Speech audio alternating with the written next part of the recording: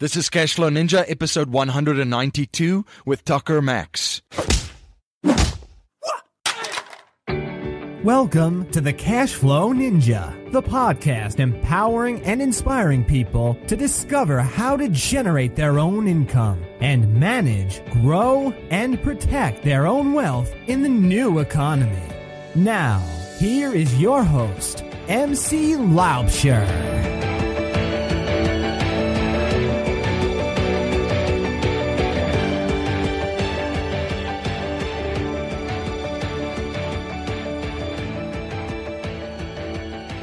Hello, Cashflow Ninjas. MC Laubscher here, and welcome to another episode of the Cashflow Ninja. I have a great show for you today, and in today's show, we're going to look at how to write a book to propel your business, and also look at certain skill sets that are used in the dating world that translates over to the business and investing world to achieve higher levels of success. My guest today is Tucker Max. Tucker is the co-founder of Book in a Box, a company that turns book writing and publishing into a service. Tucker Max has written 3 #1 New York Times bestsellers, which have sold over 3 million copies worldwide. He is credited with being the originator of the literary genre fratire, and is only the 3rd writer after Malcolm Gladwell and Michael Lewis to ever have 3 books on the New York Times Nonfiction bestsellers list at one time. He co-wrote and produced the movie based on his own life and book, also titled, I Hope They Serve Beer in Hell. He was nominated to the Time Magazine's 100 Most Influential list in 2009. Please share your feedback and thoughts on today's interview. You can let me know your thoughts on Twitter by tweeting me at MC Laubscher or by email at info@cashflowninja.com. And please remember to join our mailing list by signing up at cashflowninja.com or texting Cashflow Ninja to 44222. To ensure that you never miss one of our episodes, you can download our free interactive smartphone apps on the Apple and Google Play app stores. You can support the show by becoming a patron on Patreon for $10 a month. And when you do become a patron, you get access to our private Facebook page where previous guests connect with listeners, and you get to access a community of people that are on the same journey as you are, where you can network, share information and ideas, and possibly find a partner for your next business and deal.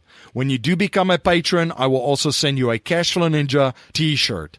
You can become a patron at cashflowninja.com/support. My friend Dave Zook says you can be conventional or you can be wealthy, but you need to pick one.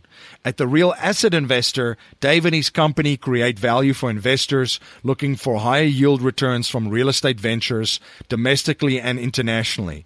To learn more about the exciting investment opportunities The Real Asset Investor offers, such as the syndication opportunity at Mahogany Bay Village in Belize, or investment opportunities in the multifamily space in the U.S., visit cashflowninja.com/real asset investor. Gelt Inc. is a multifamily syndicator which has acquired over 6,700 apartment units valued at over $1 billion through a private equity syndication model.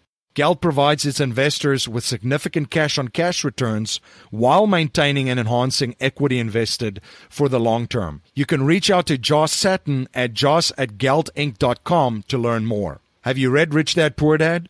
Are you interested in real estate investing and don't know where to start and how to get the results you want?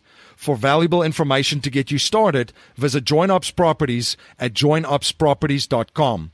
If you want to create an income stream of 8% on your cash or money in your self-directed IRAs within 90 days in real estate without finding the property, fixing it up, finding a tenant, and all the other management headaches, you have to watch the private lending presentation at cashflowninja.com/private lending. The wealthiest investors on the planet know how to capture their wealth and leverage it to perpetually grow it.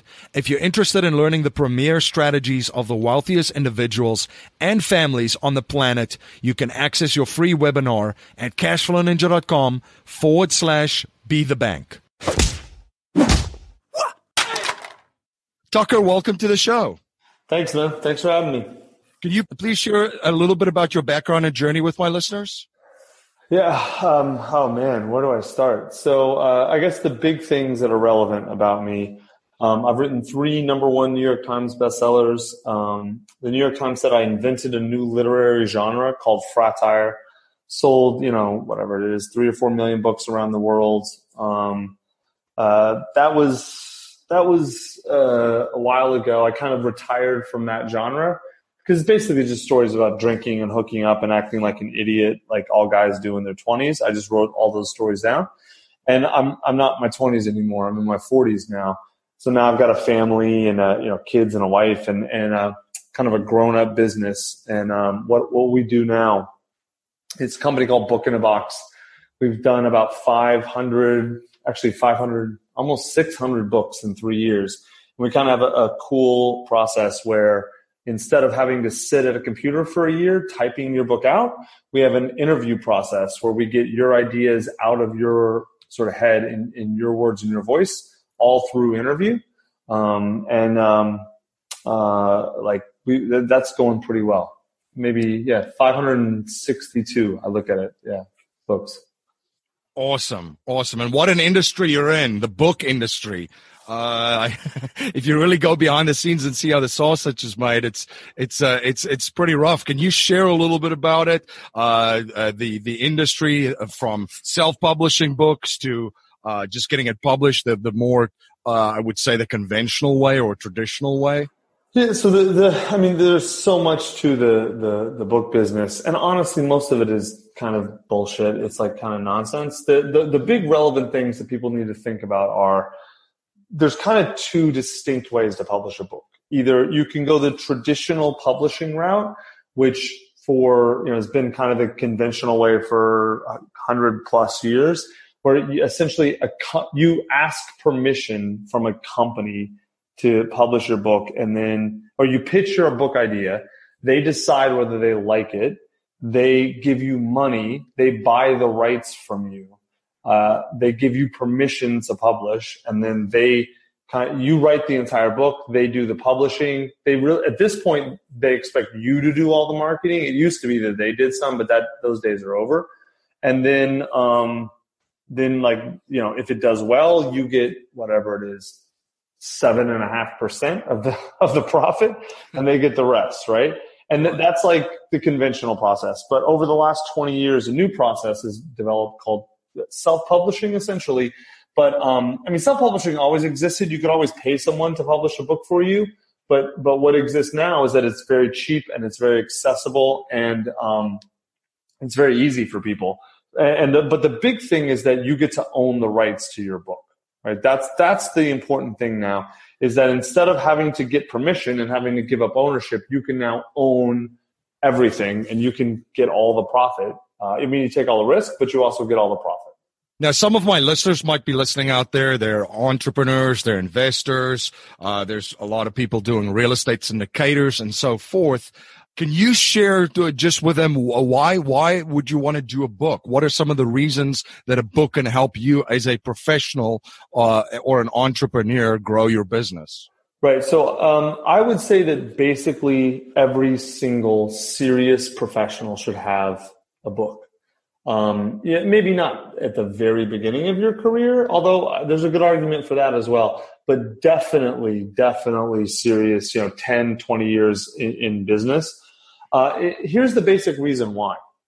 We're moving into a world where pretty much everyone's going to have to end up either working for themselves or working in sort of small groups. And we're moving away from sort of like the idea, not moving away, we're already very far past the idea you work for one company for your whole life, right? That ship sailed a decade ago or more. And so in order for you to really advance your career, whether you're an independent professional or even if you're working for a company, you need to build a brand. And I don't mean like a multinational brand like Nike or Under Armour. And I don't even mean a personal brand like Kim Kardashian. What I mean is a professional brand. So like if you are a really good, let's just take an example. If you're a really good CEO coach, you need to be able to show people and explain to people, not just that you're good through your own words, but you need to prove it. And there are lots of ways to prove you can do your job. especially as a CEO coach. And there are two ways that I know of that are really effective. One is testimonials from clients. No doubt that that's very effective. But what's way more effective is when you pair testimonials with a book that explains what you know, what you teach, how you help CEOs get better, and that essentially teaches what you teach, right? That's just one example. But it's at this point, if you are a serious professional and you don't have at least some sort of major media presence, if not a book, you are behind the people that do. There is no better way to get attention. There is no better way to prove that you can do something. There is no better way to gain status and authority, assuming your book is good.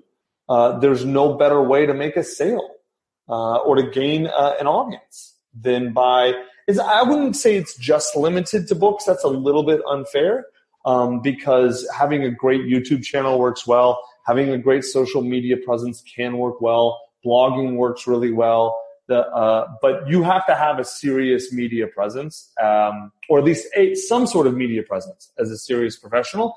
And a book is one of the best ways to do it because once you've done it, it's done. And it sits there forever on the third biggest search engine on the internet, Amazon. And every time anyone needs to find an expert in your field, it's there, and you're the person who wrote the book on it. From a marketing standpoint, I mean, it's part of the pre-framing of the sales process. And, you know, when somebody picks up a book with Tucker Max or Robert Kiyosaki that wrote the foreword, and it contains testimonials from clients. And, of course, within the book, you're just pouring a lifetime of professional experience into this book and providing massive value and might be even solving some problems for people that they might already have. You've instantly positioned yourself as an authority with credibility in this space and this niche that you're operating in. Yep, exactly. One other thing that I find very interesting as well in doing a little bit of research was that Amazon was the #1 search engine for professionals. It is, yeah. Mm-hmm. It's unbelievable. And then, I mean, from a marketing... Think about it, dude. When you need to find an expert, you look for the person who wrote the book. Right. And there's so much stuff out there now, too. You were mentioning other channels, YouTube. I mean, so much noise that who's the people who are going to stand out eventually, and who's the people that you're going to do business with as people that are is helping you solve problems in the first place, too. So with a book, I mean, it just gets you a couple of steps ahead. Now, let's dive into, you've done a ton of these books for folks in your business book in a box. Can you share a little about the processes and how does someone start? If my listeners out there just starting, how do they start writing a book? Well, so, I mean, you can obviously just sit at a computer and start banging away if you want, right? That's always an option. We actually wrote a book that describes our exact process. It's called the Book in a Box Method. And in fact, I'm pretty confident you can get it for free off of our site. You can go to bookinabox.com/book and I think that it's there for free. If not, it's like 99 cents or $2.99 on Amazon. But what our method is really good at, it basically takes the time and effort and shrinks it considerably. And the way that we do that, if you're a full client of ours, the way we do it, obviously, is that we do a lot of the steps for you. But even if you're not a client of ours, you can use our process really easily. And what makes the process great, essentially, is there's two big things. One is that we have a very structured way that you sort of position your book and outline your book. So you essentially get the book idea clear first, which is super important. And then the other major innovation is that we have people... what we do is in our process, and you don't have to have us to do this, is we interview you to get the bulk of your book down, right? So our assumption is built on, or our process is built on the assumption that you know what you're talking about. So those are the only people I would say should not write a book. If you don't know what you're talking about, if you don't have knowledge and information that's valuable to other people, don't just write a book to write it. That's obnoxious, and that actually won't help you. It'll make you look bad. But if you actually know something that is valuable to other people, as judged by the fact, do people pay you for this knowledge? Do they ask your advice? Do they come to you for help, et cetera, then writing a book's a great thing.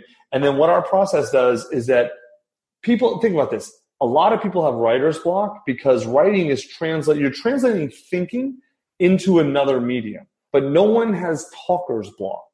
You know what you do, what you know what's in your head, you know how to do it, and you know how to talk about it. So what our process does is it makes it really, really easy to structure what you know, and then to get that first draft out of your head and onto the page, so that then you can edit it and kind of go from there. There's a lot more details, but that's the basic idea. And as far as marketing, can you share some marketing strategies that you guys teach and how to have your book stand out?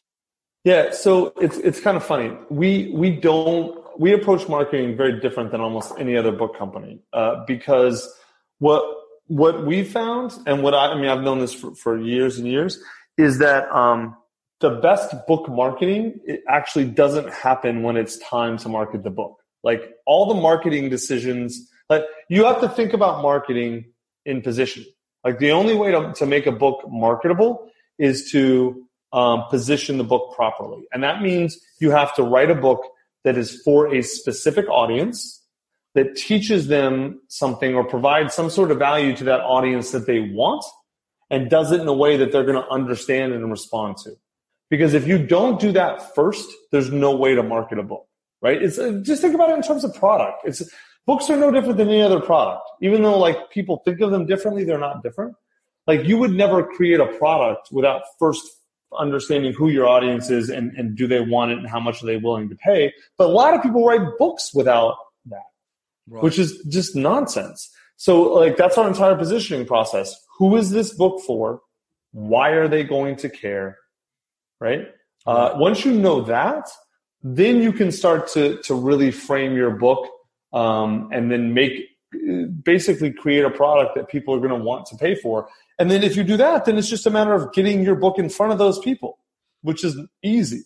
Narrowing in on the subject matter too, because you want to niche down because there might be some people sitting in a really, really small niche that think that they don't have a book, but that's actually, that's when you uncover some of these gems for clients because nobody else is doing it in that niche. Yeah, of course. I've got the curse of knowledge. Sometimes I forget to explain fundamentals. Oh yeah, dude, that is the most important thing, and I kind of skipped over it.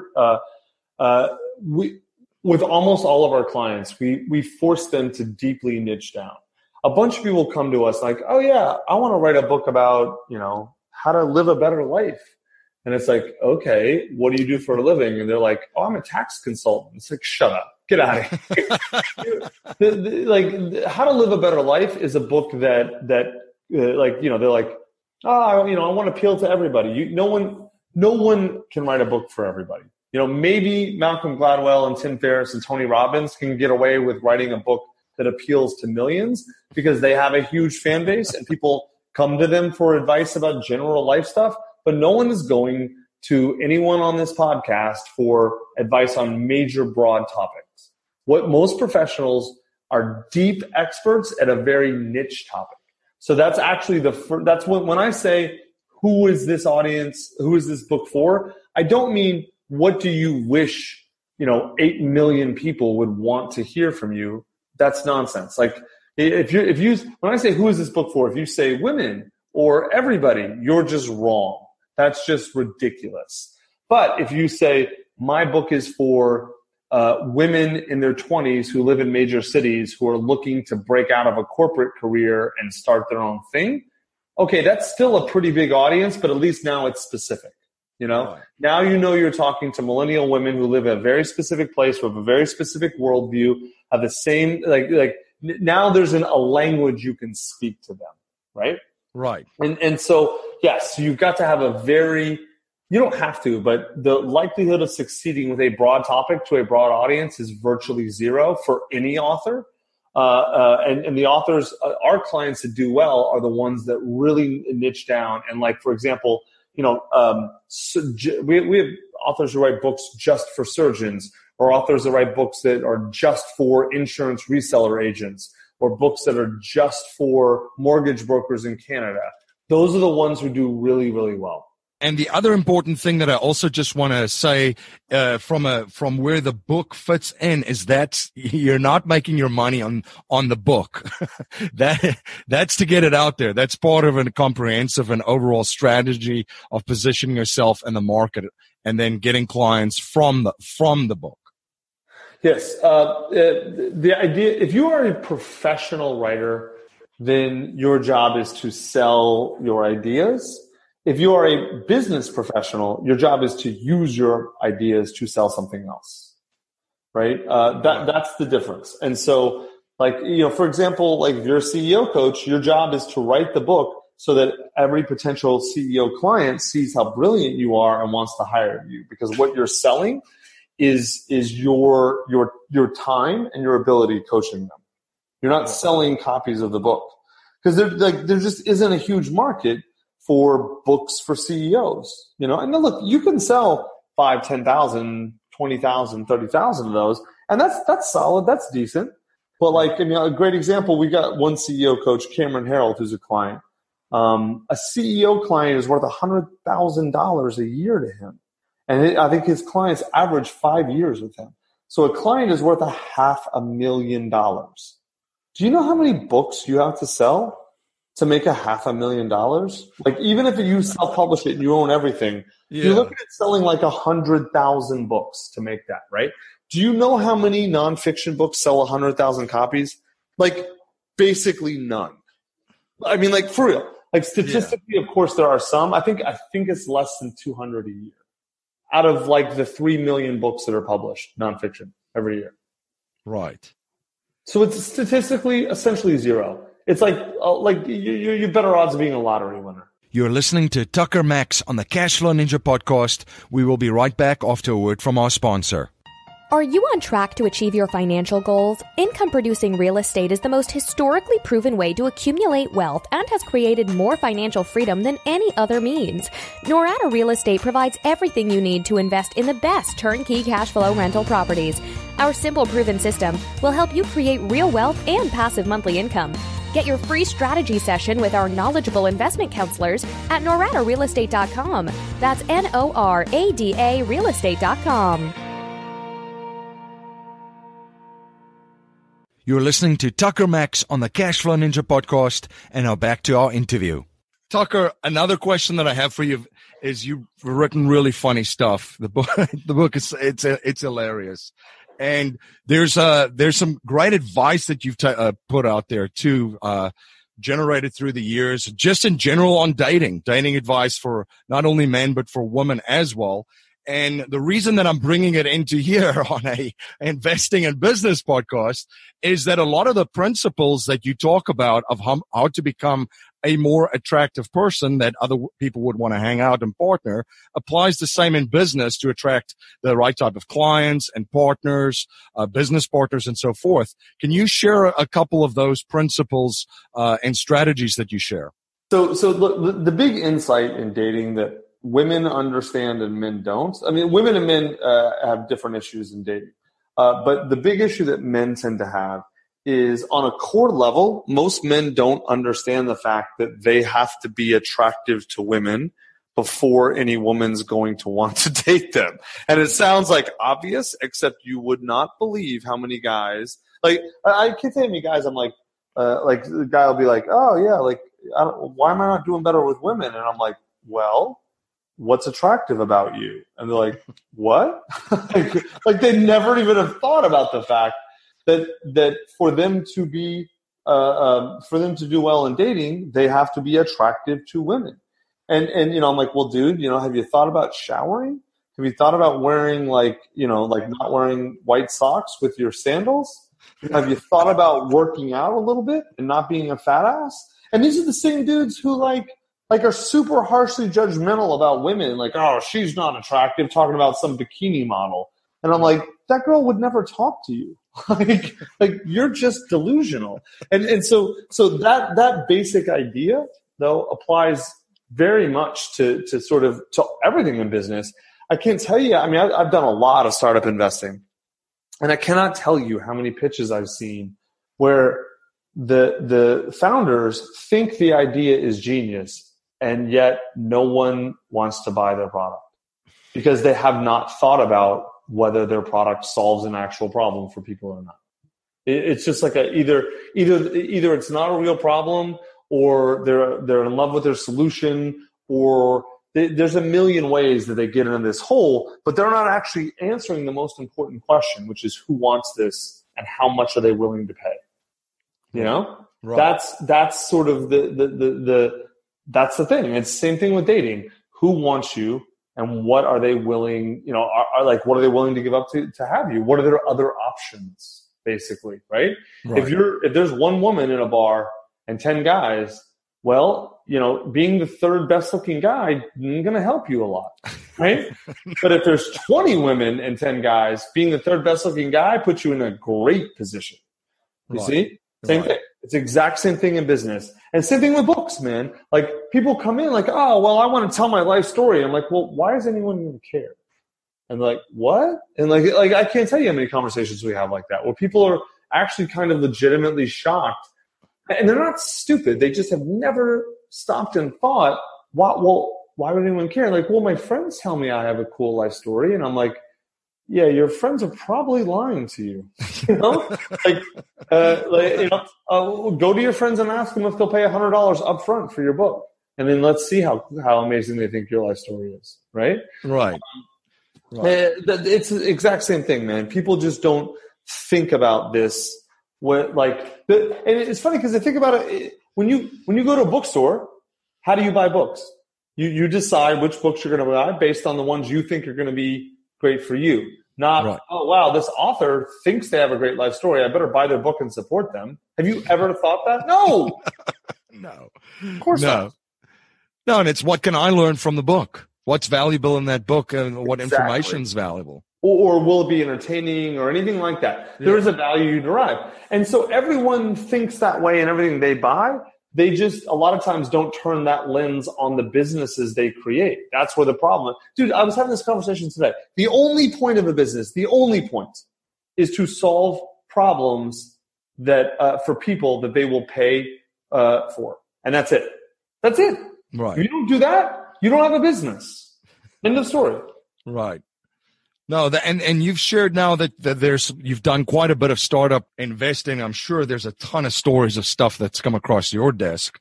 What is your overall just investment philosophy, and what are some of the checklists you've just shared that the only reason that a business need to exist is to solve a problem? What are some of the other approaches that you look for? Yeah, so in investing in companies, I actually I start with team first. Like the first thing I look at, well, actually, I guess that's not true.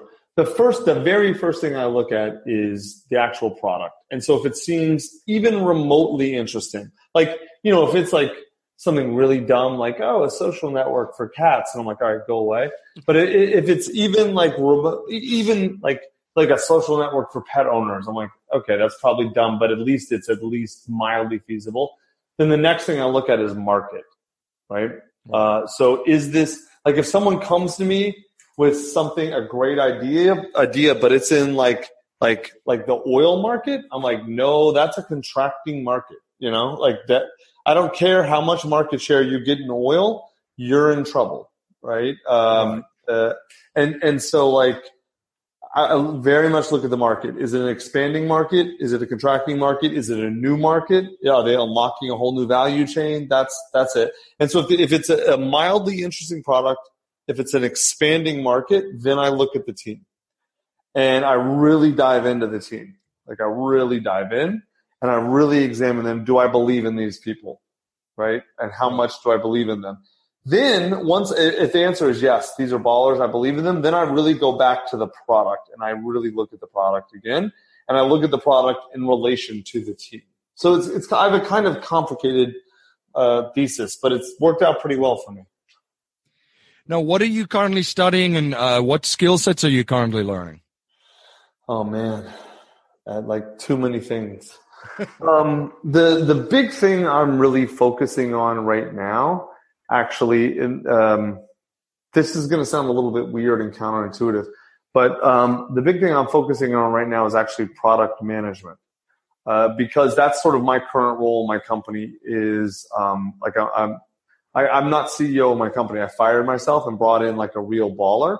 And so my job now is really kind of part of my job is taking. We have a really good process, but we've created a manufacturing process for books. So it's pretty amazing. The problem is scaling that is really hard. And so I've really started to learn sort of a lot about product management. I'm basically a project manager now and product manager. It's the same sort of thing in my company. And so we think about that a lot. And so I'm learning a lot about that. I'm kind of learning to speak a different language just so I can get sort of our process built to the point where we can bring in a real product manager that can manage it.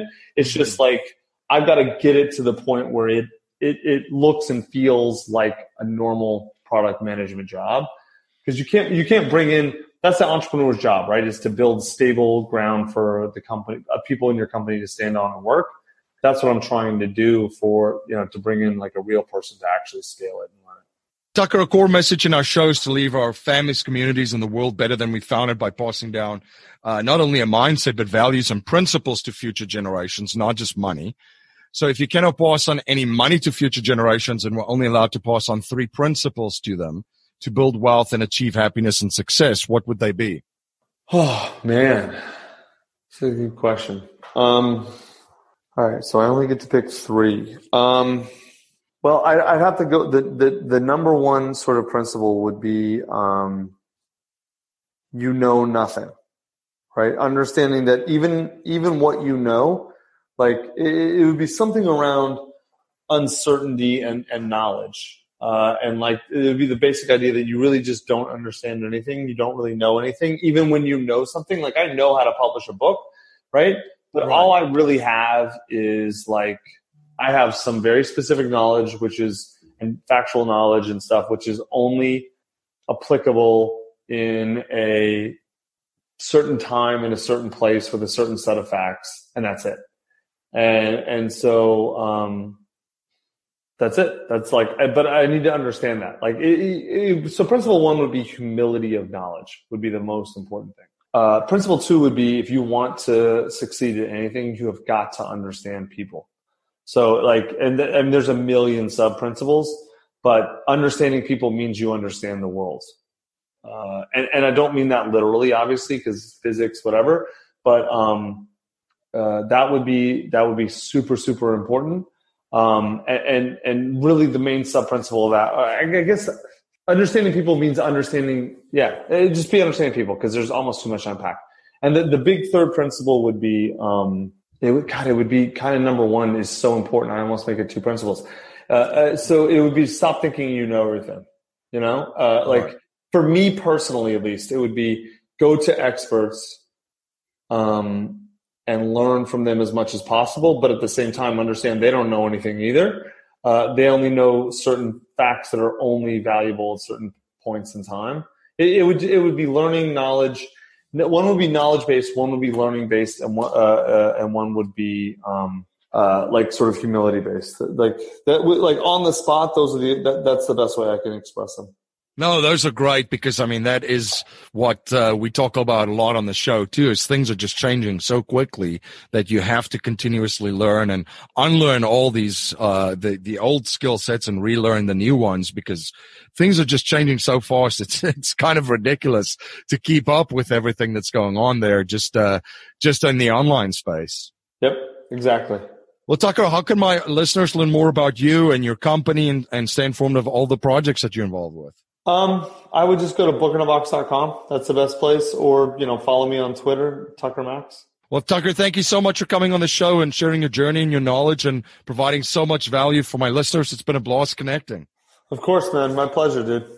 This is MC Laubscher, the host of the Cashflow Ninja podcast. As you may know, I'm also the president and chief wealth strategist of Valhalla Wealth Financial. We help individuals, families, small businesses, entrepreneurs, and professionals build their wealth outside of Wall Street and help investors maximize the use of every dollar in their personal economy and boost their investment gains. We do this by combining the capital and investments with the financial vehicle of the wealthy according to the infinite banking concept. If you're interested to learn more about privatized banking and the infinite banking concept, you can access an exclusive webinar at cashflowninja.com/be-the-bank. Thank you for joining my guest, Tucker Max, and myself on the Cashflow Ninja today. If you like what you hear and appreciate what we're trying to build here at the Cashflow Ninja, please subscribe, rate, and review our show on iTunes, and share our show with family, friends, in your network. I'm always trying to learn and improve in every area of my life, so if there's any way that I can provide more value for you and serve you better, please reach out to me at info@cashflowninja.com. If you're not a subscriber to the Cashflow Ninja Gashku newsletter, you can sign up for our newsletter at cashflowninja.com or text Cashflow Ninja to 44222. You can also support the show by becoming a patron on Patreon for $10 a month, and when you do become a patron, you get access to our private Facebook page and that awesome Cashflow Ninja t-shirt. You can become a patron at cashflowninja.com/support.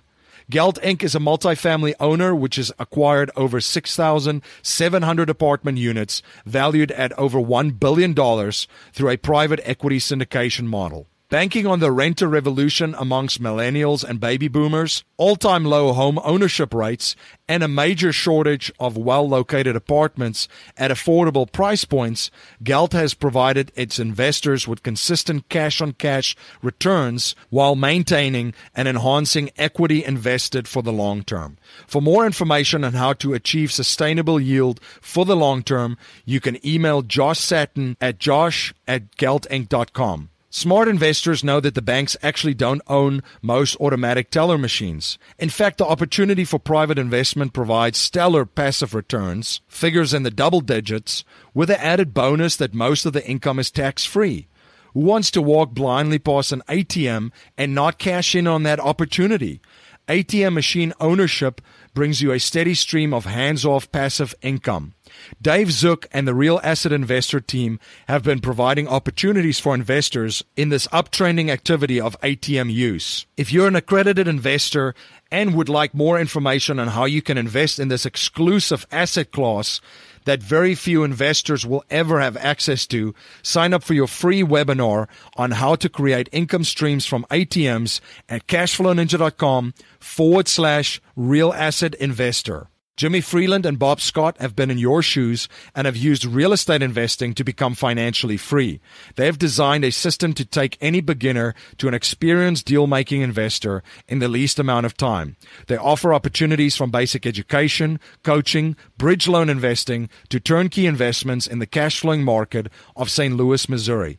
For more information, please visit joinupsproperties.com or call Jimmy and Bob at 314-799-2247. If you want to create an income stream of 8% on your cash or money in your self-directed IRA within 90 days in real estate without finding the property, fixing it up, finding a tenant, and all the other management headaches that comes along with it, you have to watch the private lending presentation at cashflowninja.com/private lending. The wealthiest investors on the planet know how to capture their wealth and leverage it to perpetually grow it. If you're interested in learning in the premier strategies of the wealthiest individuals and families on the planet, you can access your free webinar at cashflowninja.com/be-the-bank. That's our show for today, everyone. Until next time, live a life of passion and purpose on your terms. You have been listening to the Cashflow Ninja with your host, MC Laubscher, the podcast empowering and inspiring people to discover how to generate their own income and manage, grow, and protect their own wealth in the new economy. Today's show notes and resources are available on our website, cashflowninja.com. This presentation is for educational and informational purposes only. The information being presented and considered does not consider your particular financial objectives or situation, and it does not make personalized recommendations. This material is not intended to replace the advice of a qualified tax and legal advisor or other qualified professionals, and you should not use the information in place of a customized consultation with a licensed professional regarding your specific personal financial objective, situation, and needs. We believe the information provided is reliable, but we do not guarantee its accuracy, timeliness, or completeness.